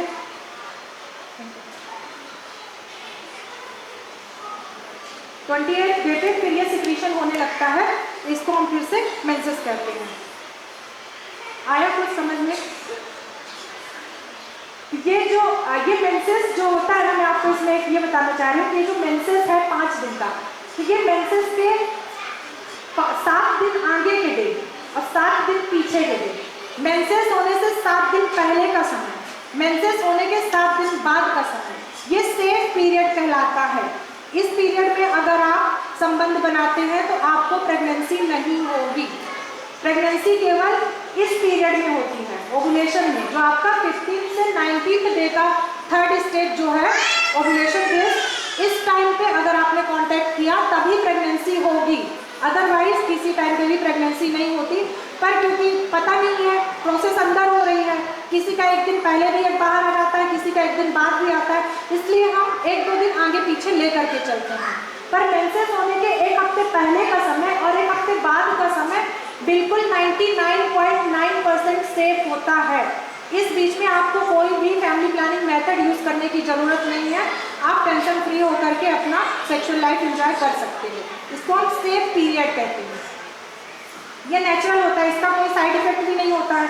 बाकी सारी चीज़ों के कुछ बेनिफिट्स होते हैं, कुछ साइड इफेक्ट भी होते हैं, लेकिन ये नेचुरल प्रोसेस होती है फैमिली प्लानिंग की। महीना जो आता है उसके 1 हफ्ते पहले का समय, 1 हफ्ते बाद का समय। ये हो गई स्टेजेस। अब हम पढ़ेंगे मेंस्ट्रुअल हाइजीन। मेंस्ट्रुअल हाइजीन में क्या है, कहने के लिए तो कुछ भी नहीं है, लेकिन जब ब्लड फ्लो लगातार आपकी बॉडी से होता है तो ब्लड एक बैक्टीरिया वायरस के ग्रो के लिए बहुत अच्छा मीडियम बन जाता है, बहुत अच्छा कल्चर मीडिया होता है बैक्टीरिया ग्रो करने के लिए। तो इसलिए इस टाइम पे हमें वेजाइना की हाइजीन पे ध्यान देने की विशेष ज़रूरत होती है। जनरली मेरी मम्मी ने भी मुझे नहीं बताया था कि जब मेंसेस आए थे तो क्या करना है, कोई भी नहीं बताता है, लेकिन हमें अपने बच्चों को बताना है। अभी आजकल तो स्कूल में भी स्टार्ट हो गया है ना, सेक्स एजुकेशन, मेंस्ट्रुअल हाइजीन सब स्कूलों में भी बताते हैं। पहले कोई नहीं बताता था, सब अपने से ही लोग बातें कर छुपाते थे कि छुपाने की चीज़ बताओ नहीं। लेकिन अब टाइम आ गया है कि हम इसके बारे में खुलकर बात करें। तो इस टाइम पे हमको स्पेशल हाइजीन मेंटेन करने की ज़रूरत होती है। कभी भी अपने वेजाइना को वॉश करने के लिए सेंटेड प्रोडक्ट या उसकी स्मेल को दूर करने के लिए कोई भी सेंटेड प्रोडक्ट नहीं डालने चाहिए। ये सेंटेड प्रोडक्ट से आपको वॉश नहीं करना है, उसका एक फेमिनाइन वॉश अलग से आता है, आप लोग ऐड में देखते होंगे वी वॉश आता है, उसको यूज़ करिए। उसका भी यूज़ ज़्यादा नहीं करना है। हाइजीन के लिए जनरली सिंपल पानी ही पर्याप्त होता है। जितने बार भी आप टॉयलेट जाते हो सिंपल पानी से आप धो लीजिए, साफ़ हो जाएगा वो, बस उसको ड्राई रखना है। लेकिन मेंसेस के टाइम पर आपको वी वॉश का यूज़ करना है, या वी वॉश जैसे अपन फेस धोने के लिए फेस वॉश यूज़ करते हो, बॉडी के लिए बॉडी वॉश यूज़ करते हो, उसी प्रकार वेजाइना के लिए वी वॉश यूज़ करना है। स्पेशली मेंसेस के टाइम पे ज़रूर यूज़ करें। और कोई भी सेंटर प्रोडक्ट नहीं यूज़ करना है, नहीं तो क्या होता है वेजाइना में एक स्पेशल प्रकार का लैक्टोबैसिलस बैक्टीरिया होता है और कैंडिड फंगस पाया जाता है, जो वहाँ बैलेंस बना करके रखता है, किसी भी प्रकार के इन्फेक्शन को होने नहीं देता है। लेकिन अगर आप कोई सभी सोप या कोई सभी शैम्पू या ऐसी वैसी चीज़ें यूज़ करेंगे तो बैक्टीरिया नष्ट हो जाएगा और आपको ज़्यादा प्रॉब्लम होने लगेगी फिर। इसलिए कोई अन्य पदार्थों से क्लीन नहीं करना है, डिटर्जेंट से, सोप से नहीं करना है, सिंपल पानी से धोइए या तो वी वॉश मिल जाए तो ज़्यादा बेस्ट है। जो आप सैनिटरी नैपकिन्स यूज़ करते हैं उसको 4 से 6 घंटे में चेंज कर लेना है। अगर आपका फ्लो ज़्यादा है, ज़्यादा जल्दी पैड भर जा रहा है तो आप उसके पहले भी चेंज कर सकती हैं। फिर आप पैड चेंज करने के पहले और चेंज करने के बाद हमेशा हैंड वॉश करें। और जो सैनिटरी नैपकिन्स आती हैं वो बायोडिग्रेडेबल नहीं होती हैं। बायोडिग्रेडेबल मीन्स इन्वायरमेंट को पॉल्यूट करती हैं, 90% उसमें प्लास्टिक होता है। इसलिए यूज़ करने के बाद उनका डिस्पोजल प्रॉपर तरीके से करें, प्रॉपर डिस्पोज करना है उनको, क्योंकि ब्लड भी लगा हुआ रहता है, उसमें बैक्टीरिया वायरस ग्रो करने का एक अच्छा मीडियम बन जाता है। तो हमेशा उसको रैप से कवर करके बंद डस्टबिन में ही डालें, इधर उधर ना फेंकें। एक पैड को गलने में 6 से 800 महीने का समय लग जाता है। तो ये हमारी जो जमीन इन्वायरमेंट है पूरा पल्यूट हो जाएगा और जो ज़मीन है वो बंजर हो जाएगी। तो इधर उधर नहीं फेंकना है, प्रॉपर डिस्पोजल करना है। जिनके यहाँ भी कचरे की गाड़ी आती है तो पैड का अलग से डस्टबिन रहता है, उसमें ही डालना है। आप मार्केट भी जाते हो, अगर कहीं मॉल में जाते हैं, अगर आप मेंसेस चल रहे हैं तो अपना उसको रैप करने के लिए, डिस्कार्ड करने के लिए अपना पेपर साथ में लेकर चलें। खुला कभी नहीं डिस्कार्ड करना है और जनरल कचरे के साथ कभी नहीं डालना है। ओके। और जो प्रधानमंत्री जन औषधि केंद्र होते हैं, जानते हैं आप लोग, प्रधानमंत्री जन औषधि केंद्र पीएम ने खुलवाए हैं। वहाँ पर जेनरिक दवाइयाँ बहुत ही सस्ते रेट में मिलती हैं। तो प्रधानमंत्री जन औषधि पैड भी अवेलेबल कराता है। एक पैड की कीमत 1 रुपये होती है। जनरल जब हम यूज़ करते हैं तो उसकी कीमत शायद 13 से 15 रुपये तक आती है, पर जन औषधि पीएम केंद्र में 1 रुपये में एक पैड मिलता है और वो पैड बायोडिग्रेडेबल होता है, इन्वायरमेंट को पॉल्यूट नहीं करता है। और आप कॉटन के क्लॉथ्स भी यूज़ कर सकते हैं। पहले बीच में बहुत ज़्यादा कपड़ा यूज़ करने के लिए मना किया गया, क्यों? क्योंकि पहले लोग ऐसे इतनी फैसिलिटी नहीं रहती थी, गांव में लोग गंदा कपड़ा यूज़ कर लेते थे, फिर उसको यूज़ करने के बाद अच्छे से स्टोर भी नहीं करते थे। जो भी कपड़ा मिला उसको यूज़ कर लिया, उसको अच्छे से धोया भी नहीं, छुपा के कहीं भी सुखा दिया, तो इससे क्या इन्फेक्शन बढ़ता था। आप एक साफ सुथरा कॉटन का कपड़ा यूज़ कर सकते हैं, उससे कोई परेशानी नहीं है, वो बहुत ज़्यादा अच्छा होता है। कॉटन का कपड़ा अगर आप इस्तेमाल कर रहे हो, सॉफ्ट होना चाहिए, आपकी स्किन में एब्रेशन ना हो उससे। कोई भी सॉफ्ट साफ सुथरा कपड़ा आप यूज़ कर सकते हैं। यूज़ करने के बाद बस आप ये है कि उसको अच्छे से साबुन से धोइए, सनलाइट में सुखाइए, फिर प्रेस करिए और यूज़ करिए। उससे अच्छा कुछ नहीं है। इन्वायरमेंट फ्रेंडली भी है, इको फ्रेंडली भी है और सस्ता भी है, तो उसको यूज़ कर सकते हैं। पर लगातार 1 साल तक यूज़ करिए, 1 साल के बाद उसको डिस्कार्ड कर दीजिए, फिर दूसरा कपड़ा यूज़ करिए। मेंस्ट्रुअल साइकिल के टाइम पे क्या होता है, हमारी बॉडी से ब्लड लॉस होता है तो आयरन की कमी हो जाती है। इसलिए हमें इस टाइम पर हेल्दी डाइट लेना चाहिए, आयरन रिच फूड लेने चाहिए, ज़्यादा से ज़्यादा पानी पीना चाहिए। क्योंकि मेंसेस में जो स्मेल आती है, किसी किसी को बहुत ज़्यादा स्मेल आती है, उसकी वजह से लोग बाहर नहीं निकलते हैं। तो अगर आप ज़्यादा पानी पिएंगी तो टॉक्सिन्स जो है पानी के थ्रू, वो यूरिनेशन के थ्रू बाहर निकल जाएंगे। तो स्मेल से बचने का केवल एक ही उपाय है कि आप ज़्यादा से ज़्यादा पानी पीजिए और जो आप पैड यूज़ कर रहे हैं उसको जल्दी जल्दी चेंज करिए। जो आपके अंडर गारमेंट्स हैं वो कॉटन के होने चाहिए, सिलिकॉन या नायलॉन के नहीं होने चाहिए। कॉटन वाले अंडर गारमेंट यूज़ करिए और अंडर गारमेंट्स भी कम से कम 2 बार चेंज करिए और अच्छे से सुखाकर यूज़ करना है। अगर उसमें मॉइस्चर रह जाएगा तो फिर उससे स्मेल आएगी और अदर इन्फेक्शन हो जाएंगे वेजाइना में। अब मेंस्ट्रुअल डिसऑर्डर क्या होते हैं? जो मेंसेस के टाइम पे समस्याएं होती हैं उनको हम मेंस्ट्रुअल डिसऑर्डर कहते हैं। जनरली थोड़ा उनको मैं बताऊंगी। मेनोरेजिया, अगर आपका मेंसेस 7 दिन से ऊपर जा रहा है, 10 दिन तक, 12 दिन तक जा रहा है तो इसको हम मेनोरेजिया कहते हैं। फिर होता है एमेनोरिया, अगर आपको मेंसेस एक बार आया उसके बाद आ ही नहीं रहा। एक तो नेचुरल एमेनोरिया होता है, वो नॉर्मल होता है। जब आप बच्चे को जन्म देती हैं उसके बाद कुछ दिनों तक, 6 महीने या 1 साल 1.5 साल तक नेचुरल एमेनोरिया रहता है, तो ये नॉर्मल है, इसमें आपको ट्रीटमेंट देने की जरूरत नहीं है। लेकिन अगर एक बार मेंसेस आ गया उसके बाद आपको मेंसेस नहीं आया तो इसे हम डिस्मेनोरिया कहेंगे, और इसमें हमें डॉक्टर से कांटेक्ट करने की ज़रूरत होती है। Dysmenorrhoea, dysmenorrhoea means painful menses. जब मेंसेस होते हैं बहुत ज़्यादा पेन होता है, हर किसी को कुछ ना कुछ सिम्टम्स होते हैं, लेकिन जो पेट में दर्द होता है बहुत ज़्यादा, उस कंडीशन को कहते हैं डिस्मेनोरिया। तो इसको भी हम फिजिकल, जिसको भी डिस्मेनोरिया होता है ना, जो फिजिकली एक्टिव नहीं होते उनको होता है डिस्मेनोरिया। इससे प्रिवेंट करने के लिए आपको फिजिकल एक्टिविटी करनी है। किसी को भी डिस्मेनोरिया है, जब आपको मेंसेस आए 50 बार रस्सी कूद लो, स्किपिंग कर लो 50 बार, डिस्मेनोरिया खत्म हो जाएगा। और हॉट फॉर्मेंटेशन, गर्म पानी में टॉवेल निचोड़ करके पेट के ऊपर रख लीजिए, क्योंकि जो यूट्रस की जो लाइनिंग है वो टूटती है, टूटकर बाहर निकलती है। तो उसको टूटने में अगर आप फिजिकल एक्टिविटी नहीं करोगे तो उसको टूटने में थोड़ी प्रॉब्लम होती है। या आपने कुछ ऐसी वैसी डाइट ले ली, जब मेंसेस होते हैं उस टाइम पे हमारे शरीर का टेम्परेचर बढ़ा हुआ रहता है, पर अगर उस टाइम पे आपने बोलते हैं कहीं कहीं पे ठंडी चीज़ें नहीं खाओ, इसीलिए बोलते हैं कि बैलेंस, हार्मोनल बैलेंस बिगड़ जाता है। अंदर का बॉडी का टेम्परेचर गर्म है और आपने बाहर से ठंडी चीज़ें ले ली या हेयर वॉश कर लिया ठंडे पानी से, तो फिर संतुलन बिगड़ जाएगा और फिर आपको डिस्मेनोरिया होगा। तो हमेशा मेंसेस के टाइम पे नहाने के लिए, हेयर वॉश करने के लिए गर्म पानी का यूज़ करना चाहिए और ठंडी चीज़ें खाने से बचना चाहिए। शुगर वाले food, processed food, frozen foods और रिफाइंड चीज़ें खाने से बचना चाहिए, क्योंकि इनकी फ्रेगनेंस जो होती है वो बहुत हाई होती है, और हाई फ्रेगनेंस की वजह से जो आपका वेजाइनल ब्लड निकल रहा है वो बहुत ही ज़्यादा बदबूदार होगा। तो इसलिए हाई फ्रेगनेंस वाली चीज़ें अवॉइड करना है। हाइपोमेनोरिया, हाइपोमेनोरिया मीन्स आपके जो पीरियड्स है वो बहुत ही कम होंगे, ब्लीडिंग आपको बहुत ही कम मात्रा में होगी, 2 दिन 3 दिन या फिर बिल्कुल स्पॉटिंग के रूप में होगी। मेंसेस तो होगा बट बिल्कुल नाम मात्र का, तो उसको हम कहते हैं हाइपोमेनोरिया या फिर स्कैंटी मेंसेस। इस कंडीशन में भी हमें डॉक्टर को दिखाने की ज़रूरत रहती है। ओलिगोमेनोरिया में आपको मेंसेस हुआ, कभी 3 महीने में हुआ, कभी 2 महीने में हुआ, होता है बहुत सारी महिलाओं को ऐसा, तो उसे हम ओलिगोमेनोरिया कहते हैं। PMDD, pre menstrual dysphoric disorder, ये सबसे खतरनाक डिसऑर्डर होता है। इसमें क्या होता है, कोई लड़कियां इसको टॉलरेट नहीं कर पाती हैं और डिप्रेशन में चली जाती हैं। जब उनका बिल्कुल ही डिप्रेशन में, बिल्कुल आइसोलेटेड, समाज से बिल्कुल अलग, उनको कुछ पसंद नहीं होता, ना खाना, उठना, बैठना, बोलना, बिल्कुल डिप्रेस्ड हो जाते हैं, तो इसको हम कहते हैं प्री मेंस्ट्रुअल डिस्फोरिक डिसऑर्डर। इसमें हम एंटीसाइकोटिक ड्रग्स चलाते हैं, क्योंकि उनका ब्रेन का सीरोटोनिन लेवल, जो अपना हैप्पीनेस हार्मोन होता है, वो कम हो जाता है, जिसकी वजह से वो बिल्कुल टेंशन लेकर डिप्रेशन में चली जाती हैं। तो इसको ट्रीटमेंट की ज़रूरत होती है PMDD को। प्री मेंस्ट्रुअल सिंड्रोम को सभी को होते हैं, थोड़े बहुत सबको होते हैं, तो इनका हम घरेलू नुस्खे अपना करके इसका इलाज कर सकते हैं।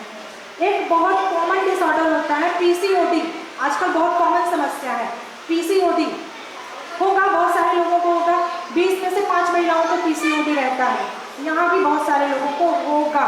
Polycystic ovarian disease, polycystic ovarian disease में क्या होता है कि मेंसेस इरेगुलर हो जाते हैं, 2 महीने में आएंगे, 3 महीने में आएंगे, या रेगुलर रहेंगे भी। तो PCOD का मेन लक्षण क्या है, आपका वेट बहुत ज़्यादा हो जाएगा और कंट्रोल नहीं होता। आप कितना ही डाइटिंग कर लो, जिम कर लो, लेकिन वेट कंट्रोल नहीं होता PCOD में।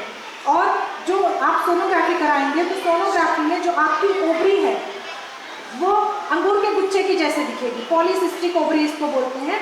ओवरी में बहुत सारे छोटे सिस्ट, पानी भरे हुए बलून जैसे स्ट्रक्चर दिखता है, उसको हम बोलते हैं पॉलीसिस्टिक ओवेरियन डिसीज़। और अगर ये डिसीज़ हो गई तो हमारा जो एग निकलता है वो एग इमेच्योर, छोटे टाइम से पहले निकल जाते हैं, तो इससे फिर बांझपन आता है, बच्चे नहीं होते हैं पर इमेच्योर एग होने की वजह से हेल्दी बच्चे नहीं होंगे, एबॉर्शन हो जाएगा, या फिर अगर ज़्यादा टाइम तक टिक गया तो प्री मेच्योर बर्थ हो जाएगा, 7 महीने में डिलीवरी हो जाएगी। इस तरीके की समस्याएं रहती हैं।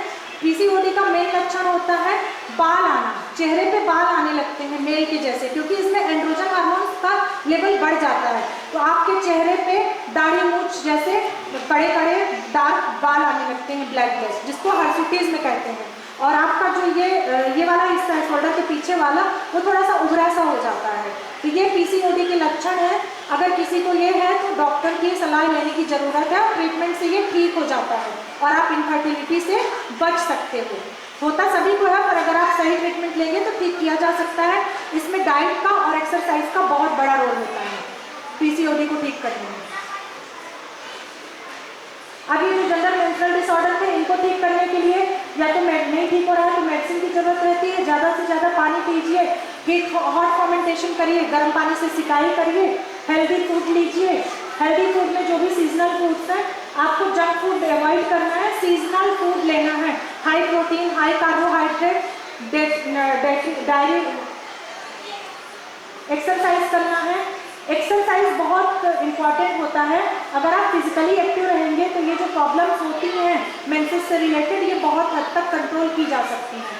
और हर्बल टी का उपयोग करना है, हल्दी वाली टी हो गई, जिंजर टी हो गई, लेमन टी हो गई, ऐसे कुछ कुछ घरेलू नुस्खे अपना करके आप ये जो मेंसेस डिसऑर्डर होते हैं इनको रोक सकते हैं, इसके दर्द से आप बच सकते हैं। अब आगे मैं बताऊंगी कॉन्ट्रासेप्टिव मेथड्स। कॉन्ट्रासेप्टिव मेथड्स क्या होती हैं? जो फैमिली प्लानिंग मेथड्स, जो आप सेक्सुअल कांटेक्ट करते हैं उसके बाद बच्चा ना हो, उसको प्रिवेंट करने के लिए जो भी साधन हम उपयोग करते हैं उसको हम कहते हैं कॉन्ट्रासेप्टिव मेथड्स। कॉन्ट्रासेप्टिव मेथड्स सबसे मुश्किल समय होता है शादी के बाद, जब आप 2-3 साल तक बच्चा नहीं चाहते हैं, वो सबसे मुश्किल टाइम होता है कॉन्ट्रासेप्टिव मेथड यूज़ करने का, कि हम कौन सा कॉन्ट्रासेप्टिव मेथड यूज़ करें। क्योंकि कॉन्ट्रासेप्टिव मेथड्स यूज़ करने से उसका हार्मोनल इम्बैलेंस हो जाता है, तो बाद में प्रेगनेंसी करने में भी दिक्कत आती है। तो सबसे सेफ मेथड होता है, आप सेफ पीरियड मेंटेन करिए, महीने के 1 हफ्ते पहले 1 हफ्ते बाद वाला पीरियड, या फिर अगर आप ओरल कॉन्ट्रासेप्टिव पिल्स, सहेली, माला डी जो भी आप ले रही हैं, 3 सालों तक आप लगातार टेंशन फ्री होकर खा सकते हो। 3 साल से ज़्यादा नहीं खाना, 3 साल तक खा सकते हो। लेकिन इसको वो सबको सूट भी नहीं करती है।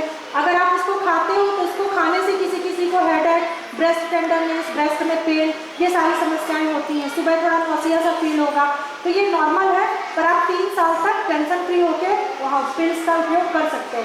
अनवांटेड पिल्स जो आती है 72 आवर्स की, इसका यूज़ नहीं करना चाहिए, इससे हार्मोनल इम्बैलेंस हो जाता है। क्योंकि 72 घंटे के अंदर जब आप इसको लेते हो, इसमें बहुत ज़्यादा हार्मोन होता है, वो ज़बरदस्ती आपकी इंडोमेट्रियम लेयर को श्रिंक करके बाहर निकालता है। इससे जो हमारा अंदर का फिजियोलॉजिकल प्रोसेस चल रहा होता है वो डिस्टर्ब हो जाता है, तो इसका यूज़ करने से बचना चाहिए।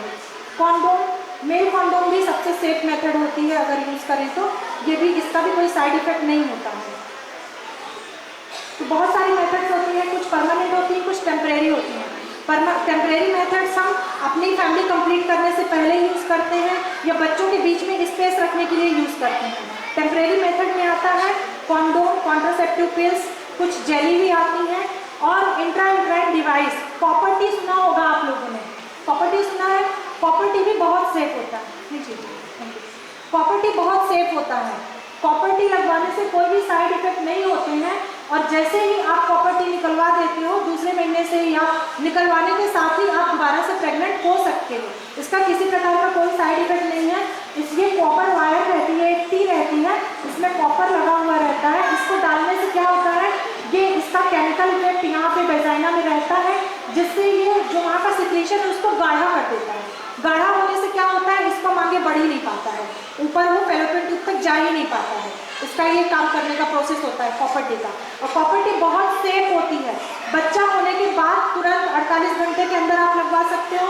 अगर तब नहीं लगवाए हो, किसी का ऑपरेशन से डिलीवरी हुआ है, तो 6 हफ्ते बाद लगवा सकते हैं, या डिलीवरी की नॉर्मल डिलीवरी हुई उस टाइम पे नहीं लगवाया आपने, तो बाद में 6 हफ्ते बाद जब आप आओगे वैक्सीनेशन के लिए तब लगवा सकती हैं। इसको आप बच्चा पैदा होने से पहले भी लगवा सकती हैं। शादी के तुरंत बाद अगर आपको बच्चा नहीं चाहिए 2-3 सालों तक, तो भी आप ये कॉपर टी का यूज़ कर सकते हो। फॉरेन में ज़्यादा यही चलता है कॉपर टी, बिल्कुल सेफ है ये, इसका कोई साइड इफेक्ट नहीं होता बॉडी को। पर लोग बोलते हैं कि मोटापा आता है, दर्द होता है, ब्लीडिंग होती है। कोई भी बाहर से कोई सब्सटेंस जाएगा, थोड़ा उसको एडजस्ट होने में टाइम लगता है, 2 से 3 महीने, थोड़ा डिस्कम्फर्ट लगेगा, थोड़ा ब्लीडिंग भी हो सकती है, लेकिन इसका साइड इफेक्ट कुछ भी नहीं है, बिल्कुल सेफ है ये। दूसरा होता है इंजेक्शन, डिम्पा, सुना होगा आप लोगों ने, डिम्पा या अंतरा, बहुत ज़्यादा पॉपुलर है आजकल अंतरा। ये भी बहुत सेफ होता है अंतरा, और इसमें सबसे मज़ेदार बात ये है कि इसको लगवाने के बाद हर 3 महीने में लगवाया जाता है।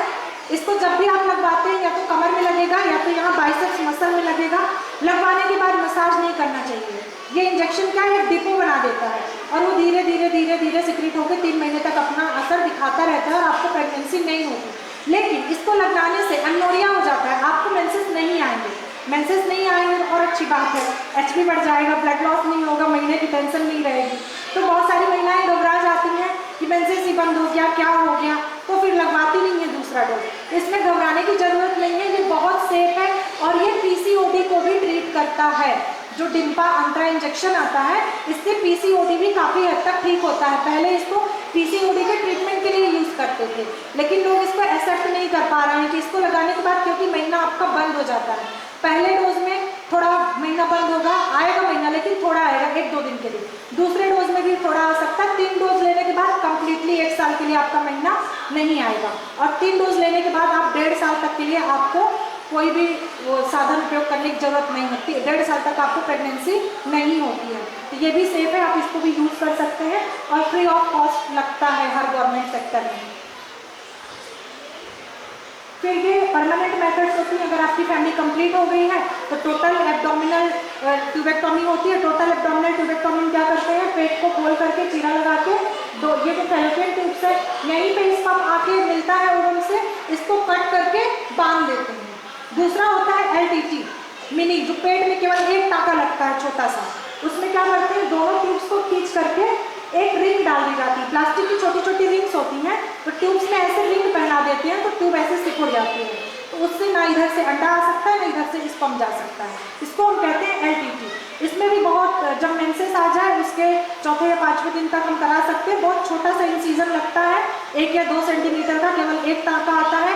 1 हफ्ते तक आपको रेस्ट करने की जरूरत होती है। 1.5 महीने तक सेक्सुअल कॉन्टैक्ट नहीं करना है, उसके बाद ये सेफ है, इफेक्टिव है 100%। उसी तरह से मेल के लिए होता है वेसेक्टोमी। ये मेल में वेसेक्टोमी होता है। ये वास डिफरेंस जो होती है, इसको, ये जो वेसल्स होती है जिससे स्पर्म सिक्रेट होता है, इसको कट करके बांध दिया जाता है। इसमें भी सिर्फ एक टाँका लगता है। केवल 2 या 3 दिन रेस्ट करने की जरूरत होती है। उसके बाद आपको किसी प्रकार की कोई परेशानी नहीं होती, ना किसी प्रकार की कोई कमजोरी नहीं होती, ना ही आपकी सेक्सुअल लाइफ पे कोई इफेक्ट पड़ता है। तो ये दोनों परमानेंट मेथड होती हैं, एलटीटी और वेसेक्टोमी। वेसेक्टोमी मेल के लिए है, एलटीटी फीमेल के लिए है।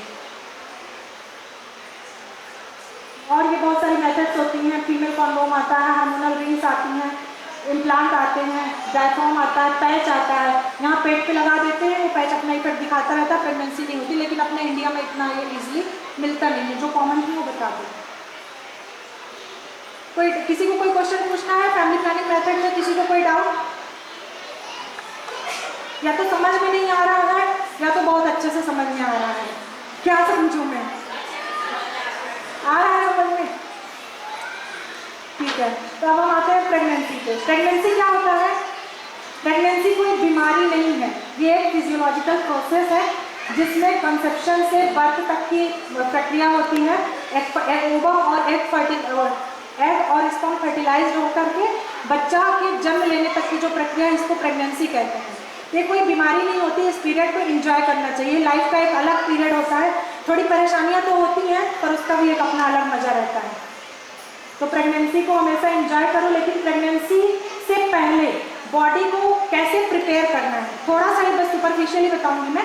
प्रेगनेंसी करने से पहले आपको किन किन बातों पर ध्यान देना चाहिए। अगर आपको प्रेगनेंसी करना है तो सबसे महत्वपूर्ण बात है कि आप अपने आप को मेंटली तैयार कर लो कि हाँ, मैं प्रेग्नेंट होना चाहती हूँ, मैं एक बच्चे की रिस्पॉन्सिबिलिटी ले सकती हूँ, इसके खर्चे उठा सकती हूँ, इसकी केयर कर सकती हूँ। उसमें क्या परेशानियाँ होंगी, बच्चा पैदा होने में या तो दर्द होगा, ऑपरेशन होगा, जितनी भी जो भी प्रोसेस है प्रेग्नेंट होने से लेकर बच्चे को जन्म के देने के बाद तक, उसकी केयर तक, स्कूल भेजने तक का पूरा पीरियड सोच लो, अपने आप को मानसिक रूप से तैयार कर लो झेलने के लिए, तभी प्रेगनेंसी करना चाहिए। और तभी जब आप मेंटली तैयार होंगे तभी आप प्रेगनेंसी को एंजॉय कर सकते हो। अगर अनवांटेड बिना मन के प्रेगनेंसी हो गई तो फिर वो सरदर्द बन जाती है।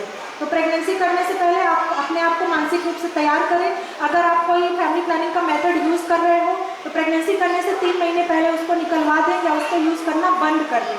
टैबलेट खा रही हैं या IUCD लगवाया हुआ है, जो भी मेथड आप यूज़ कर रहे हो 3 महीने पहले उसको बंद कर दें। और फॉलिक एसिड की टैबलेट आती है, बहुत ही सस्ती मिलती है। प्रेगनेंसी करने से 3 या 6 महीने पहले उनको लेना स्टार्ट कर देना चाहिए।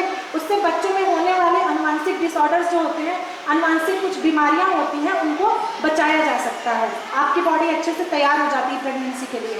तो फॉलिक एसिड का सेवन करना चाहिए और अच्छी डाइट लेना चाहिए। अगर आपके अंदर अल्कोहल या स्मोकिंग लेने की हैबिट है तो वो सब बंद कर देना चाहिए।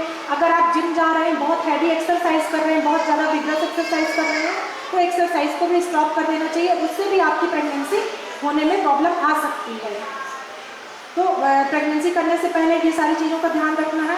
एक्सरसाइज ज़रूर करना है, और एक्सरसाइज तो लेडीज़ को करना ही चाहिए, क्योंकि एक्सरसाइज का ही समय होता है जिसमें हम केवल अपने आप के बारे में सोचते हैं। सेल्फिश होकर सिर्फ अपने आप के बारे में सोचते हैं। बाकी टाइम तो यहाँ बैठे हैं लेकिन दिमाग में बच्चे पति चल रहा होगा कि घर में क्या हो रहा है, कभी भी सुकून नहीं मिलता। लेकिन एक्सरसाइज का समय ऐसा होता है जो सिर्फ हम अपने आप के लिए जीते हैं। तो हर किसी को सुबह शाम कम से कम 20 मिनट का समय निकालना चाहिए एक्सरसाइज के लिए।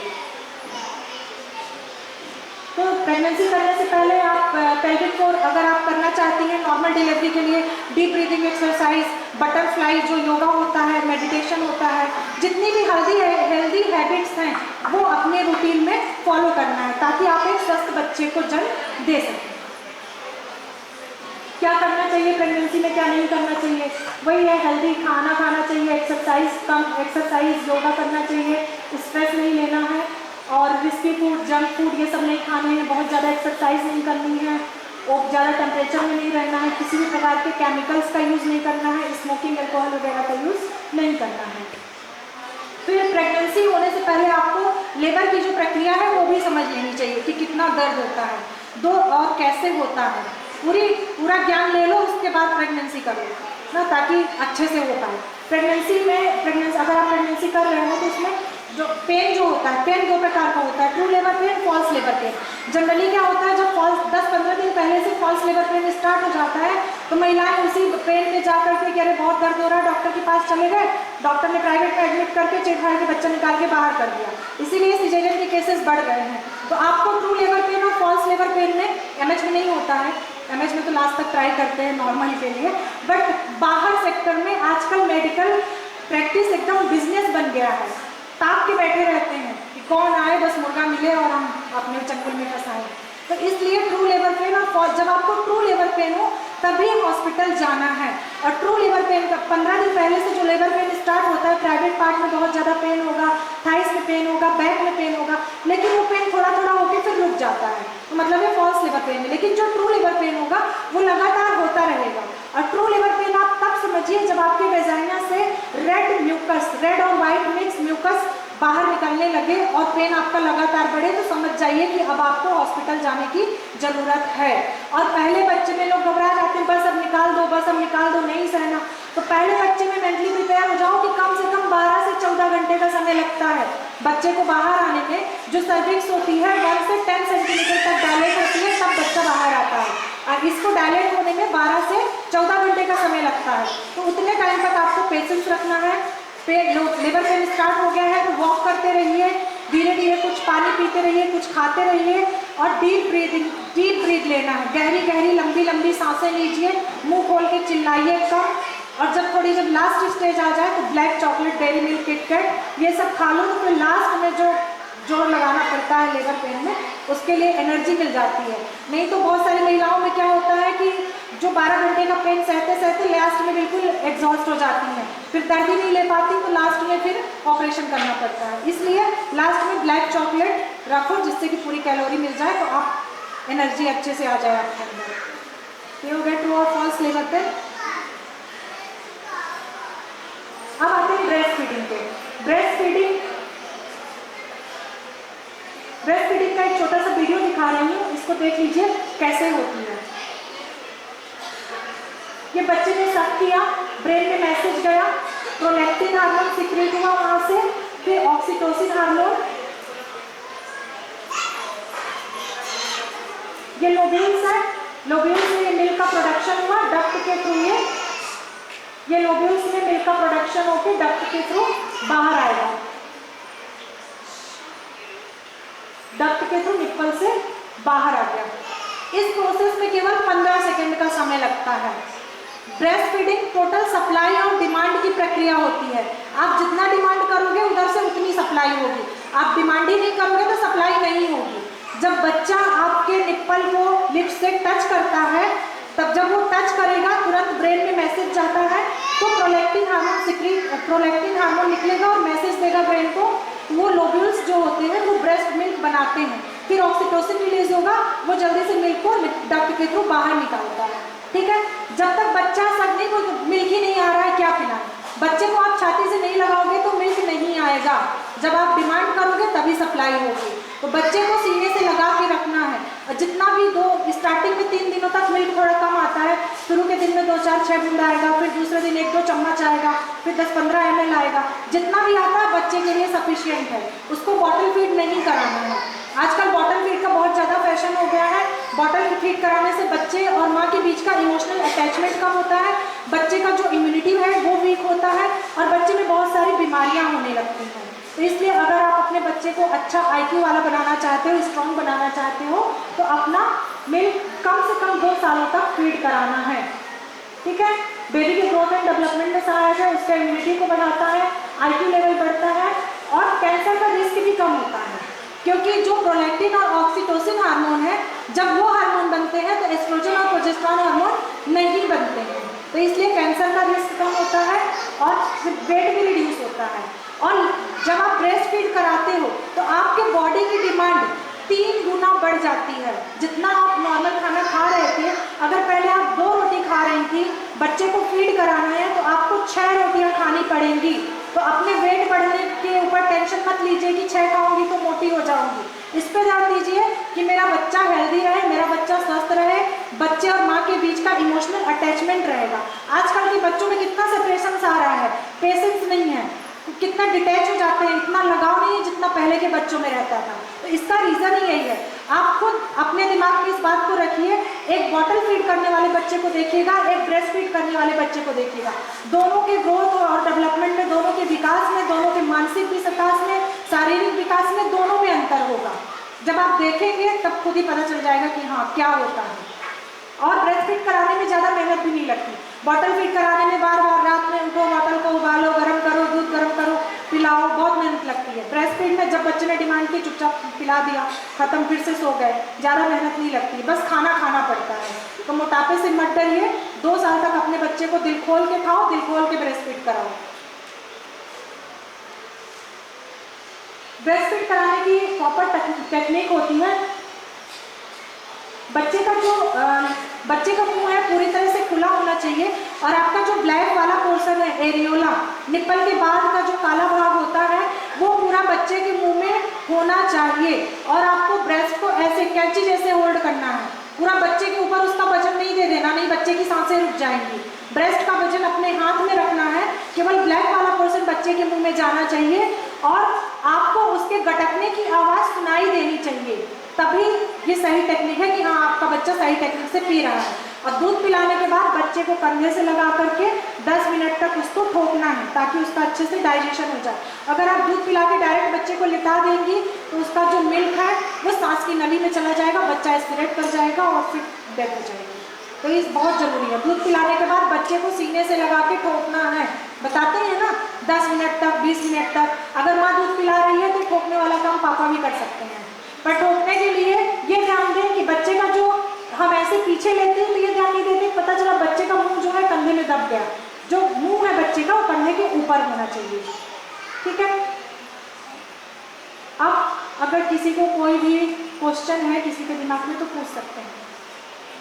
कंक्लूजन यही है कि एक हेल्दी लाइफ स्टाइल, महिलाओं को अगर अपना जीवन अच्छा बनाना है, अगर आप स्वस्थ रहना चाहती हैं, स्वस्थ रह के अपने परिवार को भी स्वस्थ रखना चाहती हैं, तो हेल्दी डाइट लीजिए, एक्सरसाइज करिए, और 7 से 8 घंटे की नींद, सारा काम छोड़ के, बाहर में जाए दुनिया तो 8 घंटे सोना है, उसके बाद काम तो चलता ही रहता है। 8 घंटे की नींद जरूर लेना है, तभी आप, जब आप स्वस्थ रहेंगी तभी आप अपने परिवार का ध्यान दे पाएंगी। कोई डाउट किसी को, कोई question? No question? Thank you so much. इतनी शांति के साथ अपना परिचय ही हो गया होता।